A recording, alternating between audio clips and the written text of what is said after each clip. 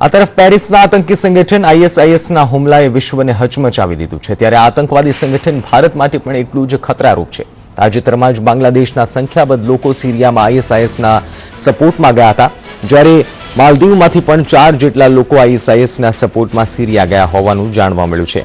એટલું જ નહીં, ભારતમાંથી પણ આઈએસઆઈએસ આતંકવાદી સંગઠનને સમર્થન કરતી વેબસાઇટ પર લાઇક મળી હોવાની વાત બહાર આવી હતી, ત્યારે ભારતના પાડોશી દેશોના આઈએસઆઈએસ સમર્થકો ભારત માટે ખતરારૂપ હોવાનું સુરક્ષા એજન્સીઓ માની રહી છે। ત્યારે સ્થાનિક ઇન્ટેલિજન્સ બ્યુરોએ પણ શહેરમાં કે આસપાસના વિસ્તારોમાં કોઈ મોટી જાનહાનિ ન બને તે માટે ખાનગી રાહે તપાસ કરી પળેપળની માહિતી મેળવવાની શરૂ કરી દીધી હોવાનું પણ સૂત્રો જણાવી રહ્યા છે।